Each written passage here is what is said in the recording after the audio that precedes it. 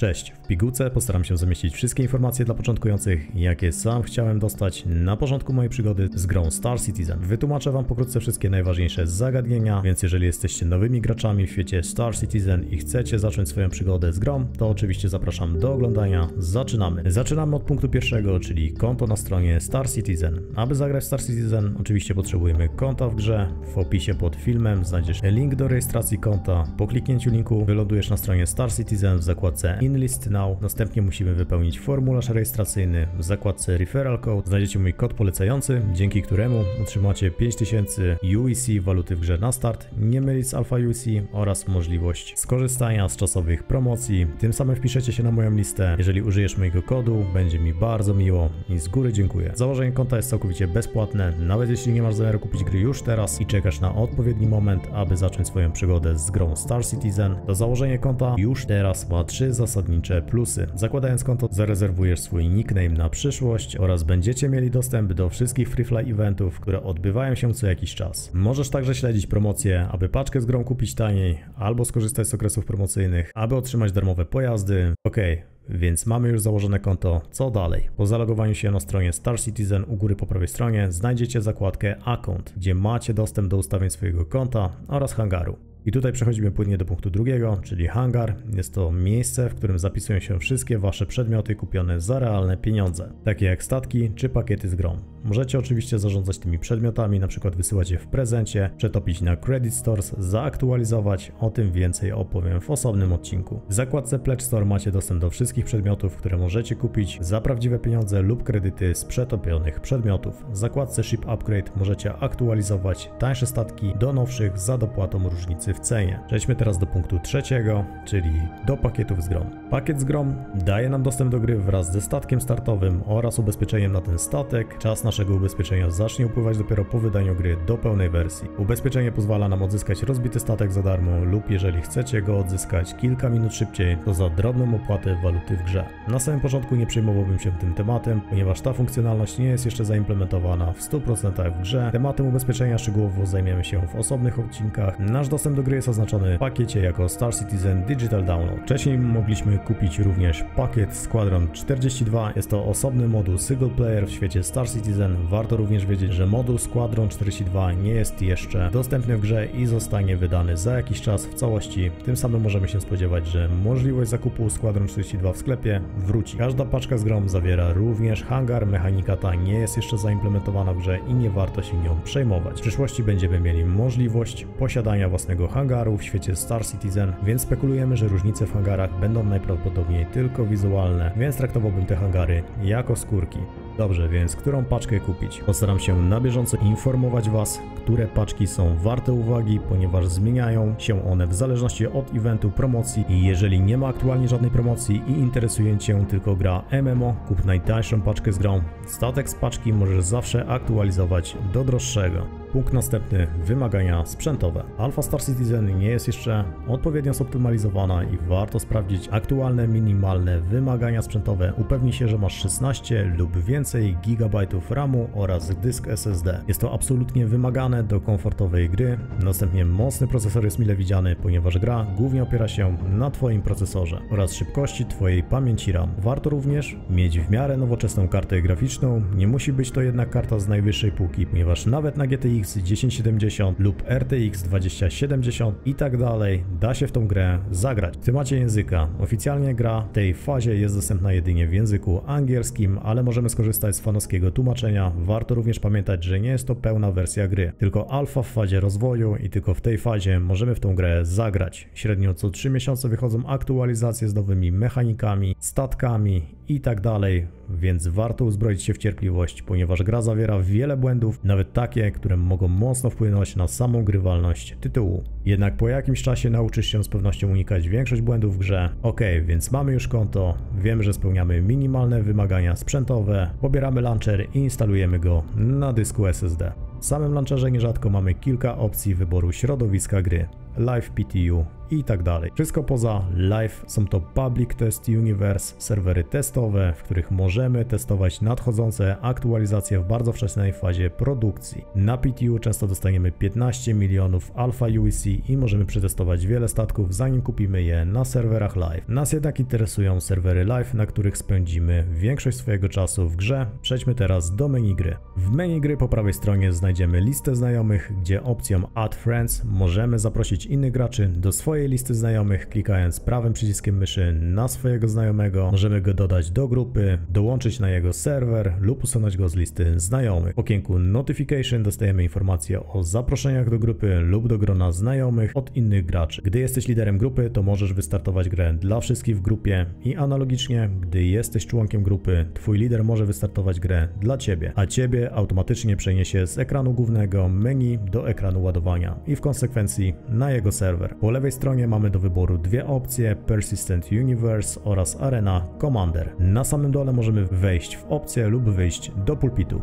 Persistent Universe to właściwy tryb rozgrywki online w otwartym świecie, o którym więcej za chwilę. Arena Commander to moduł PvP/PvE, gdzie możemy zmierzyć się z falami przeciwników lub graczami za sterami swojego statku na zamkniętych arenach, albo wziąć udział w wyścigu na czas lub przetestować rozgrywkę w trybie strzelanki pierwszoosobowej. Dzięki zamkniętym mapom możemy liczyć na płynną rozgrywkę i większą ilość klatek na sekundę. Wejdźmy teraz w ten moduł. W Game Type wybierz Offline, w Game Mode zmienimy sobie tryb na Free Flight, by zapoznać się ze sterowaniem. W Vehicle Selection możesz wybrać swój statek, w przypadku kiedy posiadasz ich więcej i klikamy przycisk Launch, aby wejść do gry. Korzystając z chwili czasu, gdy gra nam się ładuje, omówimy sobie teraz następny punkt, czyli śmierć oraz Crime Stat. Star Citizen celuje w realizm, co oznacza, że w przyszłości, gdy zginiemy w grze, to nasza postać przepadnie wraz z nią wszystkie nasze przedmioty, które posiadała przy sobie. Są to jednak tylko plany, aktualnie nasza postać nie przepada, na zawsze tracimy jedynie przedmioty, po które możemy wrócić i oczywiście je odzyskać. No chyba, że inny gracz nas okradnie po śmierci lub trafimy na buga. Działa również system Crime Stat, co oznacza, że gdy zabijemy jakiegoś gracza w strefie prawa, niewinną postać niezależną, złapią nas na szmuglowaniu nielegalnego towaru, targniemy do zakazanej strefy i tym podobne, to otrzymamy status przestępcy. Im większą ilość przewinień popełnimy, tym większy status przestępcy otrzymamy. Pierwsze dwa poziomy są niegroźne, możemy zapłacić mandat w terminalu,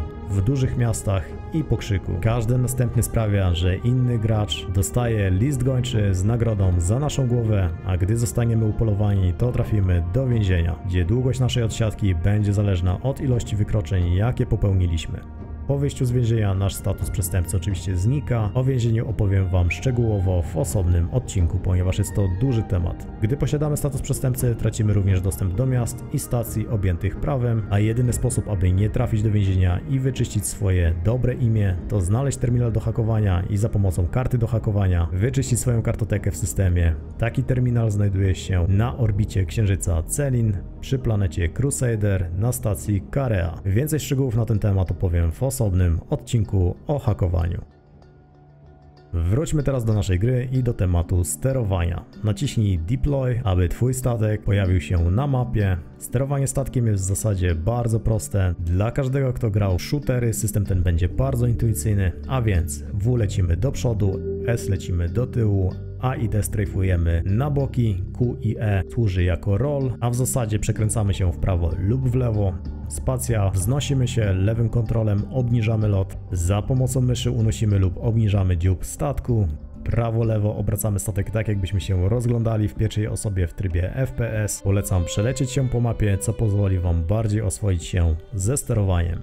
Alt+C blokujemy przepustnicę tak, aby statek leciał sam przed siebie, a scrollem myszy kontrolujemy limit prędkości i ponownie Alt+C, aby ten system wyłączyć. Jak już pewnie zauważyliście, limiter wskazuje nam prędkość naszego statku oraz posiada białą i czerwoną podziałkę, o której za chwilę. Nad przedziałką mamy informację o tym, w którym trybie aktualnie znajduje się statek. W najnowszej aktualizacji statek posiada dwa tryby, czyli NAV, tryb nawigacji oraz SCM, czyli tryb operacyjny. W trybie SCM mamy możliwość możliwość korzystania z naszych osłon, broni oraz systemów mylenia pocisków. A prędkość jest ograniczona do przedziału w białej strefie. Za pomocą shifta możemy użyć dopalacza, który pozwoli nam chwilowo przekroczyć maksymalną prędkość statku w tym trybie. Dopalacza możemy używać tak długo, jak długo nie skończy nam się pasek po lewej stronie. Gdy jednak zużyjemy cały pasek, musimy po prostu poczekać, aż się naładuje. Zwróć uwagę na tą białą klamerkę na ekranie. Ona pokazuje nam kierunek, w którym statek aktualnie leci. Gdy statek leci idealnie przed siebie, klamerka ta znika. Pozycję naszej myszy wskazuje ten trójkątny krzyżyk wraz z linią.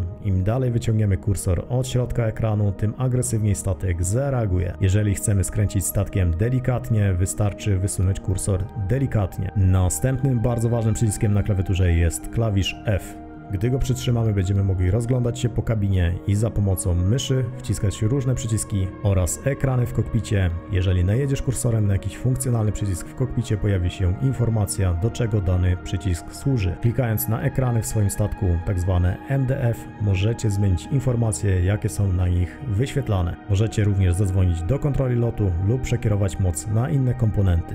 Ten system działa również w pierwszej osobie do obsługi paneli, wind, drzwi oraz interakcji z przedmiotami. Wracając do trójkąta zarządzania mocą, jest on bardzo ważny w walce do lepszego zarządzania mocą statku. Przekierowując moc na broń, szybciej naładujemy kondensatory broni oraz mamy do dyspozycji więcej strzałów i analogicznie, gdy na tarczę, szybciej naładujemy tarczę. Gdy zmienimy na dopalacz, szybciej naładujemy pasek dopalacza. Zarządzać mocą statku możemy również za pomocą klawiatury. F5 przenosimy moc na broń, F6 na dopalacze, F7 na tarczę, F8 resetujemy, czyli wszystko porówno. Za pomocą klawisza F4 zmieniamy kamerę z wewnętrznej na zewnętrzną. Przytrzymując klawisz Z mamy możliwość obracania kamery myszy wokół osi pojazdu. Następnie bardzo ważnym klawiszem jest klawisz N, który pozwala nam na wyciągnięcie i chowanie podwozia. Gdy wciśniemy F na klawiaturze, wrócimy automatycznie do trybu pierwszoosobowego. Działa to również poza statkiem w trybie FPS. Przytrzymując Y wychodzimy z fotela pilota. Jeżeli chcesz się zapoznać z większą ilością przycisków w grze lub okazałoby się, że któryś z tych klawiszy zostały zmienione, warto w opcjach odwiedzić zakładkę Key Bindings i zapoznać się z ustawieniami. Teraz bardzo krótko o walce w kosmosie.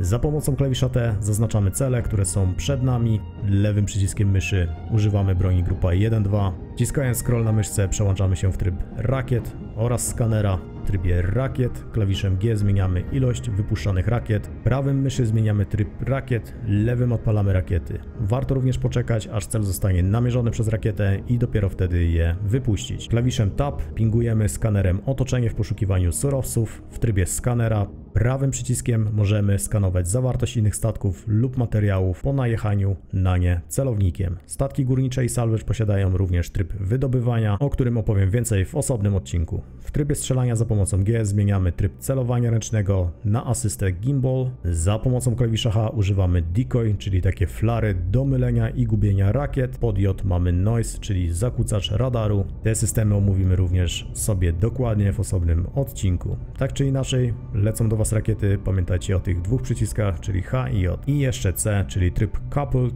decoupled. W trybie decoupled statek leci bezwładnie, w trybie coupled, gdy nie naciskasz nic, statek dąży sam do wyhamowania we wszystkich kierunkach. Za pomocą X plus dopalacz możemy wyhamować statek znacznie szybciej. I jeszcze krótko o trybie NAV, który przełączamy przytrzymując klawisz B. W trybie NAV statek przekracza prędkość manewrową i pozwala na latanie z większą prędkością kosztem osłon, broni oraz systemów mylenia pocisków. Wciskając przycisk scroll myszy przełączamy się pomiędzy trybem lotu swobodnego, trybem skoku kwantowego i skanera. W trybie kwantowym możemy wybrać cel, do którego chcemy skoczyć. Jeżeli nasz cel znajduje się za przeszkodą i jest niewidoczny, warto skorzystać z mapy, którą mamy pod klawiszem F2. Mapa działa tylko w domyślnym trybie Persistent Universe. Klikamy na interesujący nas cel, na przykład planetę, potem na przykład na księżyc, na który chcemy się dostać. Cel możemy również wyszukać w wyszukiwarce po lewej stronie, następnie klikamy przycisk Route. Jeżeli komputer pomyślnie przeliczy nam trasę, wyświetli się ona po prawej stronie. Jeżeli jednak trasa nie chce się przeliczyć, to warto skoczyć na najbliższy OM, czyli punkt manewru orbitalnego, ręcznie i spróbować raz jeszcze.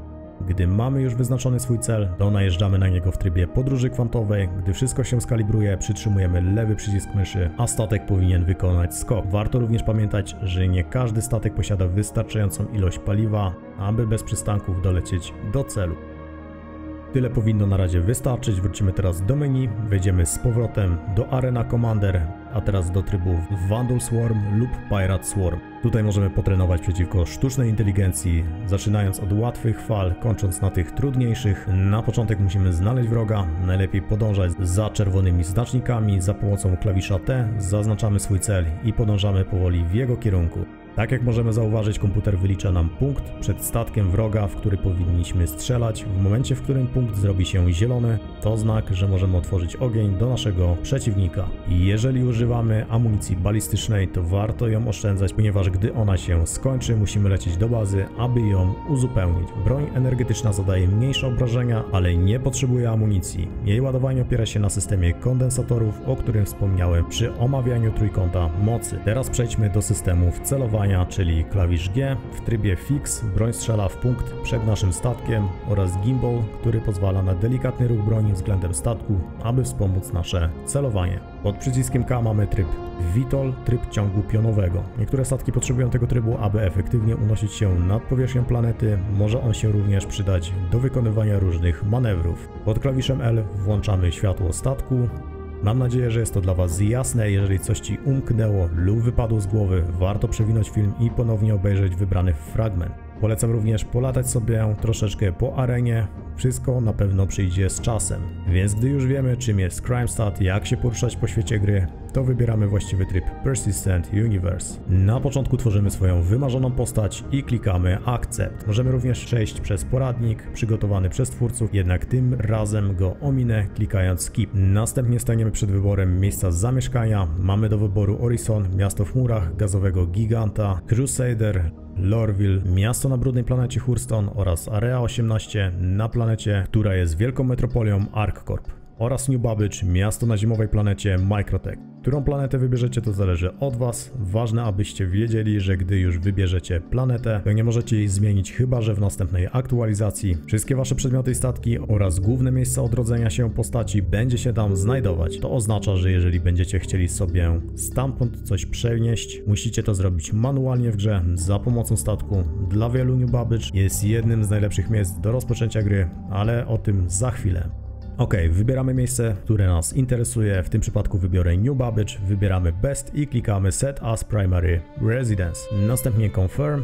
Po załadowaniu się do gry pojawisz się w pokoju hotelowym, tak jak w przypadku statków. Przytrzymując Y, postać wyjdzie z łóżka. Pierwszym systemem, jakim się zajmiemy, to system inwentarza. Każdy gracz posiada wiele małych lokalnych inwentarzy we wszystkich lokalizacjach, w których możemy przechowywać swoje przedmioty. Po kliknięciu przycisku I na klawiaturze otworzy się nasz inwentarz z naszą postacią w centrum. Pierwszą informacją dla gracza to to, że korzystamy z lokala miasta New Babbage. Poniżej mamy filtry, które pomogą nam odsiać niechciane przedmioty w trakcie przeszukiwania. Po prawej stronie mamy przycisk Sort, który sortuje przedmioty automatycznie. Przedmioty możemy przenosić za pomocą drag and drop.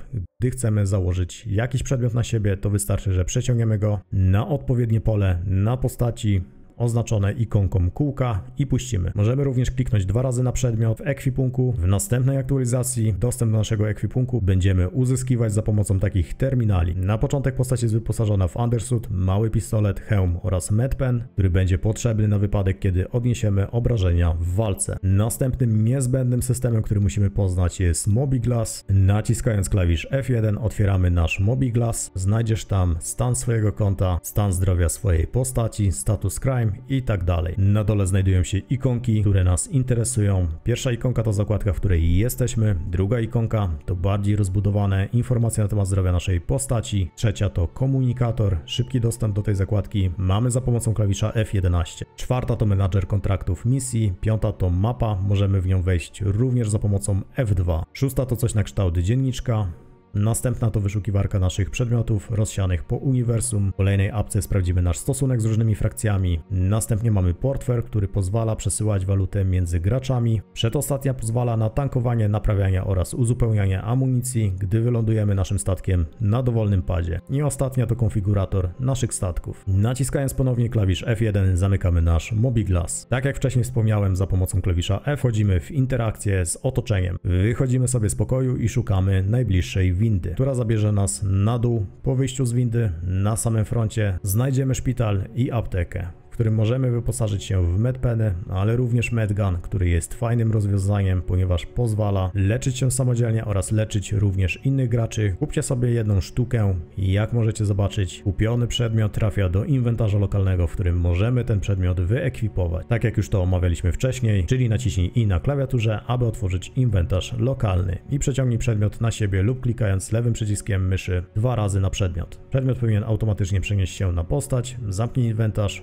Używając klawisza 5 na klawiaturze, przedmiot możemy wyciągnąć i użyć go na innych graczach lub za pomocą przycisku B możemy użyć przedmiotu na sobie. I jak widzicie, nie mam na razie żadnych ran, więc przedmiot nie zadziała. Przytrzymując klawisz R, chowamy przedmiot z powrotem. Działa to również z bronią. Broń wybieramy klawiszem od 1 do 3. Przytrzymując klawisz C, wybieramy podręczne przedmioty, takie jak karta do hakowania. Za pomocą klawisza 4 wybieramy medpen. Medpen może również służyć do podnoszenia rannych graczy.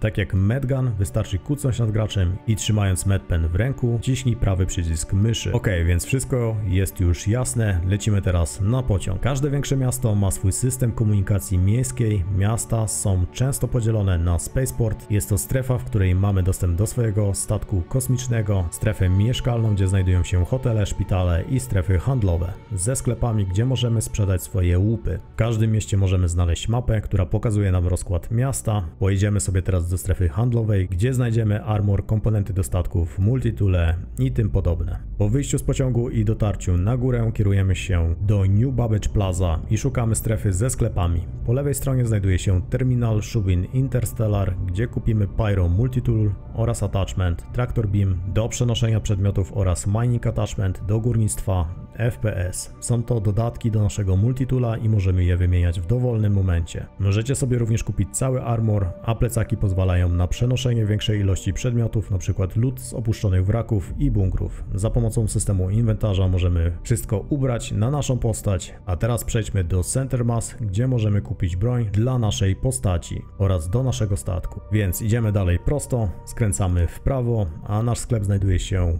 po lewej stronie. Możemy sobie również kupić dodatki do broni w postaci tłumików, laserów, latarek i tym podobne. Warto również kupić amunicję, polecam na początek nie kupować za dużo i pozyskać większość przedmiotów z przeszukiwania bunkrów, o czym za chwilę. W mieście znajdziemy również sklepy z komponentami do statków lub miejscach, gdzie sprzedacie swój towar cargo zakupiony na księżycach lub w innych stacjach, tak zwane terminale handlowe TDD. Przejdźmy teraz do modułu Survival. Star Citizen.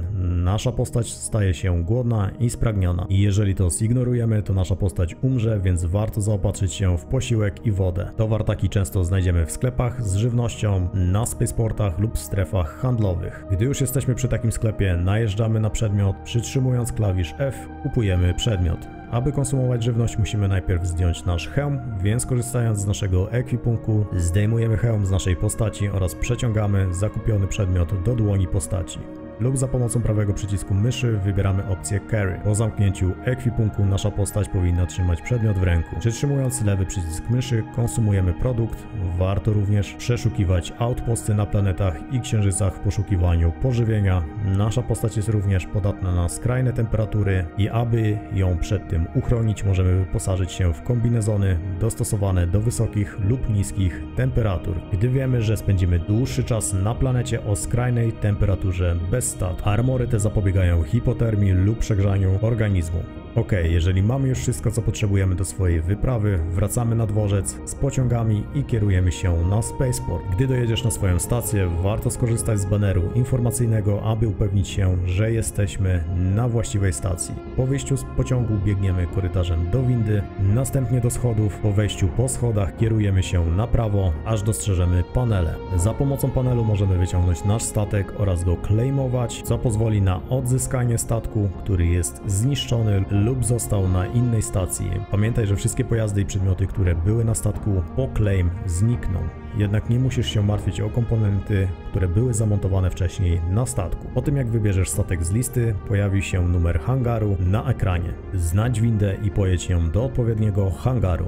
Gdy już znajdziesz się przy swoim statku, za pomocą klawisza F otwórz swój statek, możesz również przytrzymać F i wybrać inną interesującą Cię interakcję ze swoim statkiem w przypadku, gdy jest taka dostępna. Gdy siedzimy już w statku, za pomocą klawisza prawy Alt plus R możemy włączyć wszystkie systemy naszego statku automatycznie lub przytrzymując klawisz F oraz korzystając z myszy włączyć zasilanie statku oraz silników ręcznie z deski rozdzielczej. Gdy statek jest gotowy, naciskamy F11 w zakładce Friends, znajdź kontakt do stacji i kliknij na mały plusik. Hangar zostanie otworzony, a Ty tym samym otrzymasz pozwolenie na start. Możesz również skorzystać ze skrótu klawiszowego Alt plus N, aby Mobiglas zrobił to dla Ciebie automatycznie. Spacją podnieś delikatnie statek i za pomocą klawisza N schowaj podwozie. Lot w atmosferze różni się troszeczkę od tego w kosmosie, więc warto chwilę polatać i przyzwyczaić się do tego systemu. Oczywiście wszędzie możemy dolecieć manualnie, nie ma żadnych ograniczeń, ale jednak szybszą opcją przemieszczania się jest Quantum Travel, czyli podróż kwantowa. Aby skorzystać z podróży kwantowej, musimy wylecieć z gęstszej atmosfery planety. Jest to około 12 km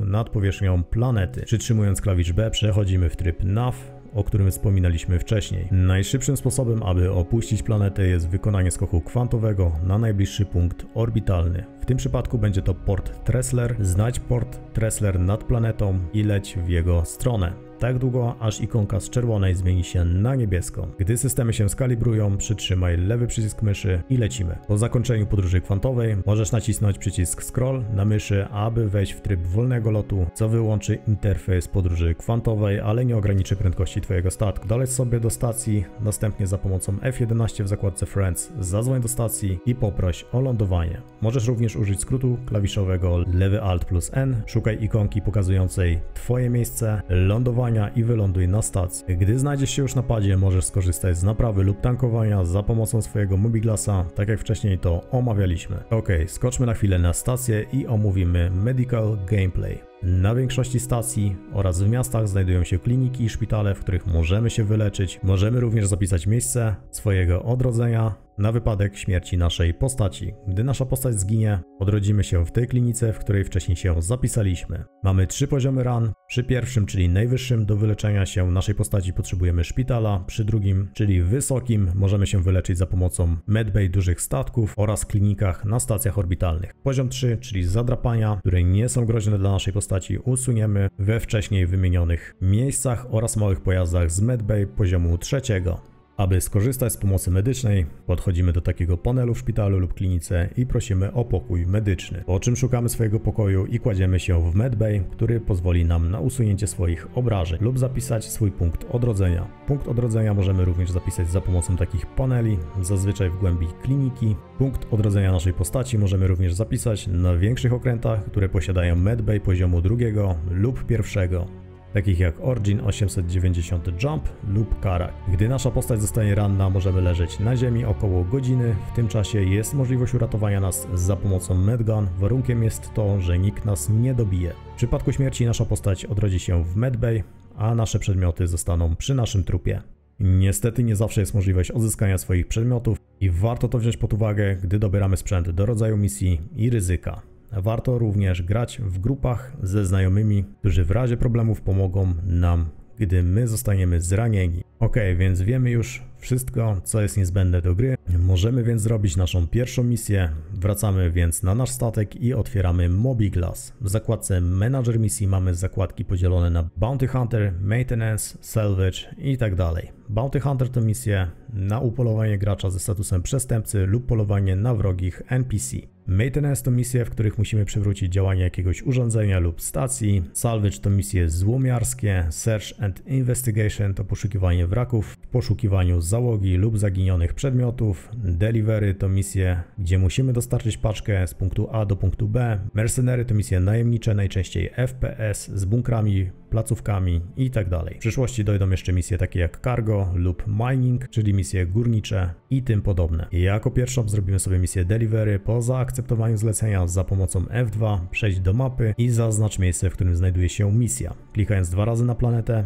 potem na miejsce na planecie lub księżycu, w którym znajduje znajduje się misja. Po zaznaczeniu miejscówki klikamy Road, tak jak robiliśmy to wcześniej. W trybie Nav Mode Quantum Travel celujemy w punkt. Jeżeli nie wyświetla się interfejs Quantum Travel, to w trybie Nav wciśnij scroll myszy raz lub kilka razy, aż przełączy się tryb Quantum. Kalibrujemy, przytrzymujemy lewy przycisk myszy i lecimy. Skaczemy na cel pierwszy, potem drugi i tak dalej. Quantum Drive pozwoli nam skoczyć blisko punktu, ale nie na sam punkt. Resztę drogi musimy przelecieć samodzielnie. Do samego punktu powinniśmy mieć około 20 km. Pamiętaj, aby kontrolować prędkość w taki sposób, aby nie rozbić się o planetę. Możesz również przestawić tryb SCM przytrzymując B, aby aktywować systemy bojowe statku i ograniczyć prędkość. Za pomocą klawisza Tab możesz pingować otoczenie. Gdy jest noc, ułatwi to Twoją orientację w terenie.